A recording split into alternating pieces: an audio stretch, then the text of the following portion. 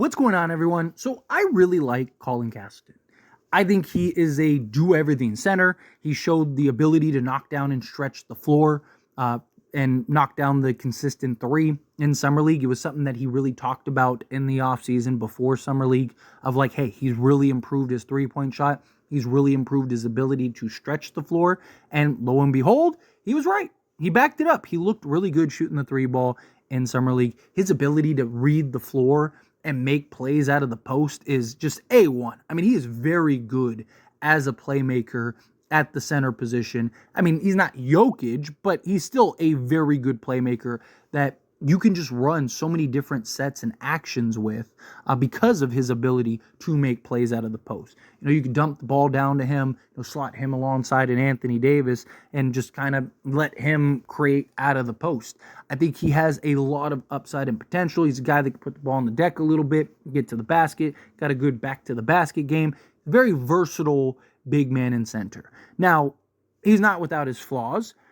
He plays very small at times, right? This is a guy that, is 6'11", got good size on him. He's 250. He might as well be at times 5'11", 150.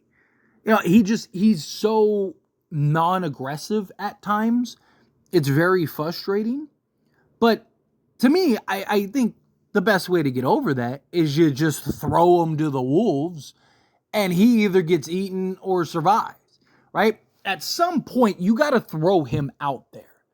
If you really believe that he's worth keeping and developing and growing under the Lakers banner, at what point do you let him get some opportunity? He's 24 years old.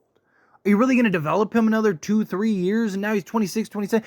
And then it's going to take a year or two for him to kind of get his footing in the league. By the time he's ready to have an impact, he's going to be 30.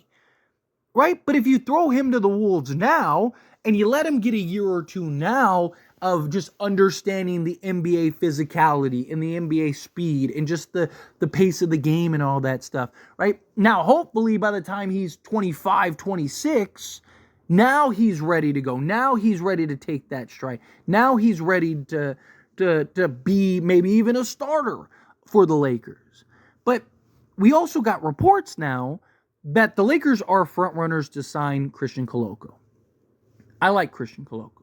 I do. I think he, as a shot blocking big, same age as Colin Castleton, 24. He's a development guy as well, right? He is a center that doesn't have the tools that Colin Castleton has, but is a better shot blocker, floor running big, makes some sense, slot alongside Anthony Davis. Also would give the Lakers a guy that, when Anthony Davis is on the bench or something, you can just protect the rim. Where Colin Castleton, there are some questions in that regard as a shot blocking big.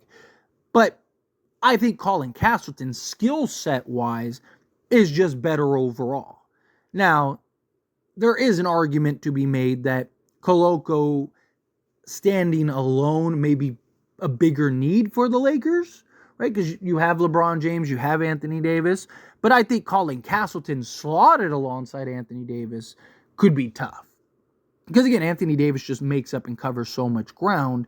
And then on top of that, having Colin Castleton who can make plays out of the post and even throw lobs to AD and make things easy for Anthony Davis, I do think makes a lot of sense. But you could also argue with Koloko and Anthony Davis, right? Good luck driving and getting into the paint. Good luck getting to the basket because you're going to have Koloko just cleaning everything up. So I do think that there is an argument both ways, but to me it's like Koloko's a guy that missed an entire season, not to his doing. He was dealing with blood clots, which is a very serious matter, and now it looks like he's going to be medically cleared to return, which is great. I want to see his success, right? Talk about it all the time. Like, I hate seeing people get in their own way or, have a medical injury or, suffer some medical issue that causes their career to end and stuff. Like, I want to see success. I love seeing, success stories from people. And I would love to see Koloko, basically defy the odds, get back in the league and play a big role. And if that's on the Lakers, that's huge, right? It's even better, right? I'm rooting for Koloko. But from a standpoint of, outside looking in, The only way that the Lakers can bring in Koloko is one of two ways. Either you're pulling off a trade, whether it's a salary dump trade or, you're pulling off, say, like a Jeremy Grant trade in order to clear a roster spot to bring in Koloko. Okay, fine. Or the other alternative is you're waiving one of your two-way guys and you're bringing in Koloko as a two-way. Well, Blake Hinson is ready now, and I just don't believe you can waive him. Armel Traore would be incredibly full. Armel Traore might be the best young player we have. That's including Max Christie, and I am incredibly high on Max Christie. Armel Traore, with his size, his versatility, his ability to kind of do everything, that dude may be a stud at some point. I mean, his brother is expected to go, top 3 in this year's draft, right? So Colin Castleton's kind of the only guy that makes sense for you to waive for Koloko. So Colin Castleton you're more high on the Koloko potential, who is a guy that is coming off of, again, a medical issue and didn't play for a season. You believe he's better than Colin Castleton. That's what that signals. Because look, the whole reason that the Lakers are considering bringing in Koloko is because of Christian Wood's injury. They're thin on the front court, right? So they need to kind of bring somebody. So again, are you signing him to a two-way? So that way you can kind of just bring him up and let him play while Christian Wood is out? Okay, fine. Sure. Right? But if you're signing him to a roster spot, then it's like, okay, like, one, I still think that the Lakers, even if they did bring him in, right? Like, I still think you need a trade for, a Valanciunas or somebody that can have an impact. Now, again, we don't even know if Koloko is going to be able to play. Like, what does his conditioning look like? How hard has he been able to work in this past year while he's been trying to recover and get over the blood clot issue, right? Like, he might take a year or two just to kind of get back into the swing of things. And you have Jackson Hayes, right? Like, Koloko and Hayes, like, if it's between those two, you might as well just keep Hayes. Right? So it's just like, so you need a big man to come in and fill a void while Christian Wood is out right now, right? Understandable. Why isn't that guy Colin Castleton? Again, either you're high on Colin Castleton and you believe that he can be a piece for now in the future, and he makes sense as a guy that you can give. This is a real opportunity to give him some real run and a real shot at playing the center position for, 10 minutes a game or whatever, or you don't. If you really value Koloko more than Colin Castleton, then it's time to get rid of him, right? Get it done now. Why drag your feet? Again, I like Colin Castleton. I think he has an incredible skill set. I think he is very talented.